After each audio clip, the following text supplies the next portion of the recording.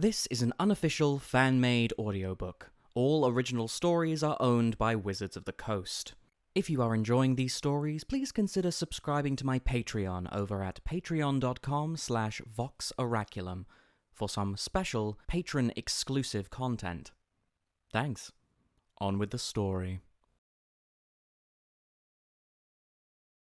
Captain.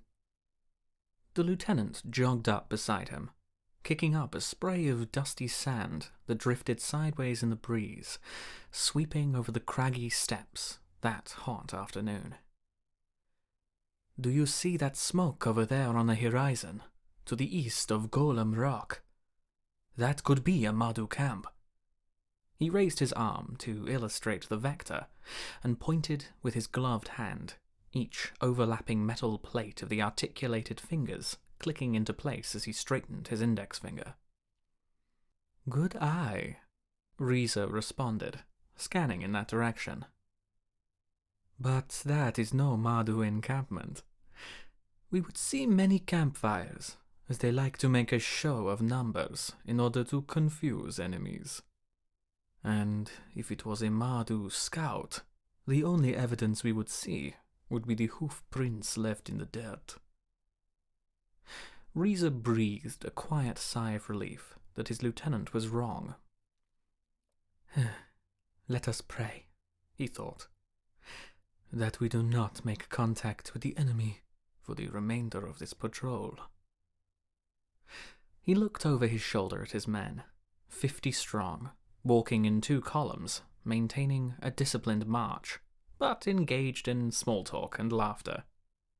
When I get back to my wife, his Krumar chief of scales boasted, I'm going to drink an entire jug of wine, eat an entire hindquarter of goat, and will not leave my bedroom for 2 days. And I, Reza replied, will sing my children to sleep. He paused. And then drink a jug of wine, eat a goat, and retire to my bedroom. His men laughed as they marched the shepherd's path that paralleled the salt road, moving ever further from the safety and civilization of the Abzan territories. As the day wore into reddish afternoon, his lieutenant again hurried up to his commander's side. Commander, do you see that smoke there?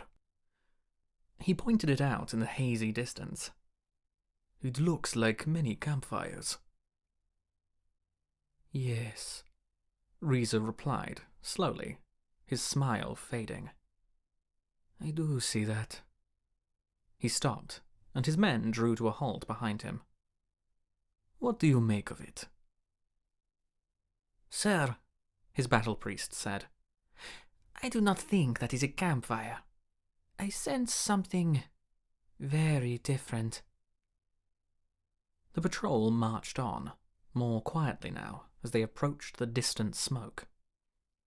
It became obvious that it was not campfires they were seeing, but burning buildings, as the smoke rolled up thick and black, drifting back and forth in the shifting desert winds. The men grew silent and wary, keeping keen eyes in all directions. The patrol's falconer dispatched their buzzard, who screeched as he took wing, a stray feather circling back to the ground behind him. Eventually, they reached the source of the smoke, a summer camp for the shepherds who grazed their flocks in the grasses of the nearby mountain slopes. The horror of the scene was hard for the men to absorb. They had seen villages ravaged by Mardu hordes before, but nothing quite this brutal. The small village lay in utter desolation. No survivors were left. Men, women, and children lay where they fell, splayed open or missing limbs and heads. Each of the wood-framed, lean-to huts smouldered, with not one left standing. The patrol fruitlessly looked for survivors. The scouts counted hoofprints to determine the size of the horde that had moved on to the north, estimating at least 100. I do not want to meet this horde, the commander thought as he ordered his men to bury the bodies. The horde chief dropped the goat bone he had just stripped of its meat and chugged the last gulps of wine before letting the vessel fall to the ground and break. "This is the fruits of our labor," he exclaimed to his warriors as he slumped back on his pillows. The small army arrayed across the field before him looked up from its meat and wine to hail its fearless leader. "Backstabber, take stock of our new supplies, and figure how long before we must loot again." Backstabber took a final bite and slinked away to count the stolen goats and cheeses. "Night Rider, we must discuss our next target." He motioned his advisor to come closer. "The shepherds will be moving their flock north to the villages for winter. Let us raid while the pickings are easy. Let us raid while the pickings are easy. And keep away from Abzan's strongholds while we can," he thought. He surveyed his horde. Orcs, humans, goblins, horses, all relying on him. "They need me," he thought, self-satisfied, yet grave. "Their survival depends on my unwavering certainty. Any crack in my facade is the opportunity another will take to become Horde leader. It is how I gained my rank. It is the way of our people, and it is what has kept us alive for so many generations." He was roused from his introspection by the return of one of his spies. The diminutive goblin slinked up and whispered in his ear. "I have news. An Abzan patrol is tailing us, only half a day's ride to the south. Their numbers are half of ours, mostly on foot, well armed and armoured, and they know we're here. They've seen the shepherd camp." He looked up at his leader, awaiting a reaction. The horde leader breathed out slowly, reaching for a nearby flagon, and drank deeply. "We are outnumbered 2-1, Reza, the patrol captain, said to his top lieutenants, who stood in a circle around a map of the area. "I do not think direct confrontation is wise." "Sir," said his battle priest, "we are the law on this salt road. If we do not act, more innocents will surely die." "If we march out there and confront the Mardu," Reza replied, "we will find ourselves outflanked, outnumbered, and completely open to their deadly archery. If we are slaughtered by the horde, no one will protect the shepherds who feed the sun-stepped gateway." His men murmured consent. "I am afraid," he thought. "I must remain steadfast. The Mardu strike like lightning on a dry day. We will be slaughtered like stray dogs, and I will never see my family again.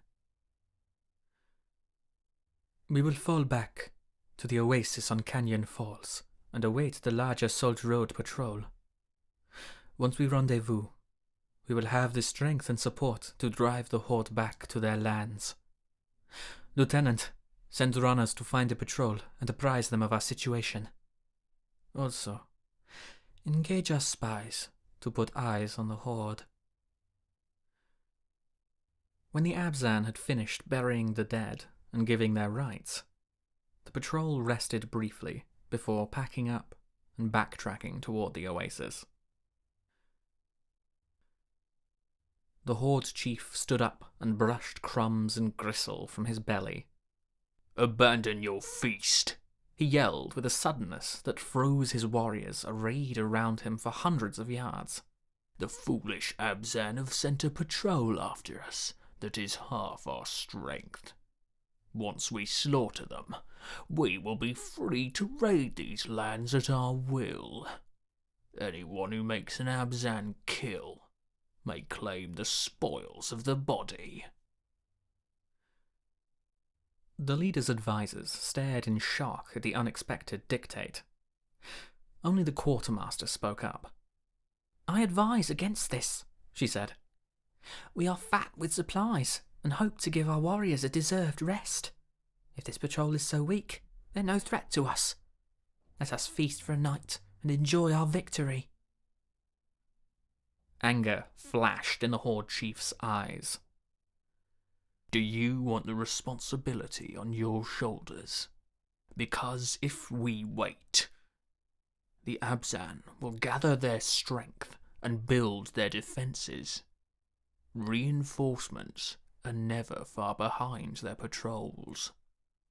You do not question my orders." The quartermaster's mouth twisted into a pained expression as her eyes flinched away from the leader in a submissive gesture. "I'm giving you a warning, so that you will remember not to question my authority in front of my people. Hold out your hand." The quartermaster tentatively reached her hand toward the leader, who quickly snatched it, drew his knife and sliced the tip off of the pinky finger before she could react. The other advisors backed away, ready to fulfill the Horde Chief's orders. "It pains me to hurt her," he thought, "but there can be no question of my absolute authority." "We ride at once!" He screamed at his people, who burst into action, packing their camp and gathering their mounts as the golden sun turned red on its last dip toward the horizon. The buzzard spy returned to the patrol early the following morning, circling down from beyond the vision of ordinary men. The sun had not yet crested the mountains to the east, and the desert dew lay thick on the crumbly earth. The moon had not yet set, and the patrol navigated by the watery reflection of the flat earth. "The Horde has turned south to engage us," the falconer reported. "They have been riding all night, and will be upon us before noon." The captain gathered his lieutenants around him, but did not halt the march. They stepped to the side to confer quietly, out of earshot of the rank and file. "We cannot retreat as fast as they can ride," he began. "There is little hope we can rendezvous with the larger patrol before we are caught. I'm afraid our only hope is to prepare for a direct fight." "If we hurry, sir, we might be able to reach the oasis. The canyon will nullify the advantage of their cavalry. We might be able to establish a strong defense using the terrain and trees of the oasis. If we can hold them back, we may be able to outlast them until the reinforcements show up. We will have access to water and shelter, and they will be fighting from the open desert." The lieutenant looked at the other men, pleased. The captain looked at each of his lieutenants in turn. No one disagreed with that course of action. "If we are caught retreating, we are surely dead. But even if we stand and fight here, we will probably perish anyway. Let's give ourselves the best odds." He stood tall among his men. "Double time," the captain ordered, and jogged to the front of the ranks. The Horde Chief slumped forward a bit on his warhorse. Riding through the night was tiring, but not as tiring as marching, like the Abzan were surely doing. He had hoped to overrun them in the dark and take them unawares, but clearly they had been alerted to his plans. The Horde had been following the retreating tracks of the patrol ever since they had passed the burned-out shepherd's camp. If the Abzan had time to establish a defensive position, it would be foolish to attack them head-on. His riders were swift, but they were lightly armoured. Even a small Abzan patrol could prove devastating once it had prepared for an attack. But now that his plan was set in motion, he had to retain the initiative. To change course would be a sign of uncertainty. He could not show weakness if he wanted to maintain his position as Horde Chief. At that point, he simply hoped they would come upon the Abzan before their enemies had time to gather reinforcements or establish a defense. It was still possible, although it was turning into a larger gamble than he had hoped for. This was the way of the Mardu. The strong survive, and the clan was strong. They had been living off the labor of the weak for generations. All these warriors were relying on him to provide unwavering leadership in order to survive. The traditions of the clan, which had kept them alive and thriving for so long, must be maintained. Perhaps this would be the day they were to die. But if not, then his position as leader would be extended once again. The captain gathered his lieutenants in the shade of a boulder and passed his waterskin around. The day was already hot. The 50 men of the Abzan patrol filled their waterskins from the oasis pool and watered the few ibex. "Ogan Shieldmender, join us," Reza said to his Mardu crewman chief of Scales, who stood nearby, scanning the horizon for signs of the Horde. "Array your men at the mouth of the canyon. Array your men at the mouth of the canyon, and form a shield wall. Make sure they have ample spears and water." The crewman hurried to fulfill the captain's orders. "Hide our archers among the boulders along the west rim of the canyon to keep the Horde away from that side. That should protect the men and supplies at the bottom. Send the rest of the men to the north end of the canyon, where the spring begins to flow, and set an ambush in case they try to come at us from behind. Keep 4 soldiers with the gear to resupply us, and run my orders to the troops." His lieutenants nodded. The battle priest supplicated himself to the ancestors, and passed his blessing on to the troops, who crowded around the shade of the palms that grew along the spring bed. "When we are on patrol, you are my family," Reza said to his soldiers. "It is this bond that gives us our strength. I believe in the capabilities of this unit, and together we will make a defense worthy of our Abzan heritage." The troops shared the interlocking handshake of the Abzan military, and quickly busied themselves. The Mardu horde picked up speed as the oasis came into view. Only a few miles of hard, pebbly desert separated the two. Although the horde had ridden through the night, it was not exhausted. The temptation of battle and the hope for glory spurred it on. The horde chief looked back at the line of dust, stretching hundreds of yards across the flat steppes. He closed his eyes and listened to the thunder of his cavalry, felt the hot desert wind rush through his hair. Victory was no longer in his hands. It was in the hands of the dragons now. The speed of the dragon's wings would win the day. "The horde is closing!" cried the runner as he swept past the men stationed at the mouth of the canyon. 25 heavily armoured dragon-scale infantry took up their spears and locked shields, forming a shield wall across the small mouth of the canyon. No arrow could penetrate the wall, now that it stood as invulnerable as the dragon's back. The horde was swift, they knew, but the horde could not endure like the scales of the dragon. The air hummed with the flight of arrows. The Abzan took shelter beneath their shields and behind trees and rocks.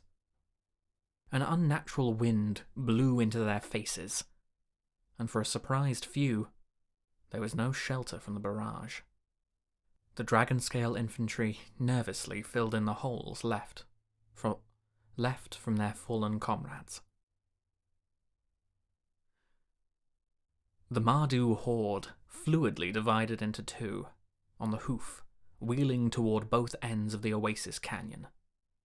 To the victor go the spoils, the horde chief shrieked as he drew his sword, the power of his voice spurring the horses faster, as if by magic.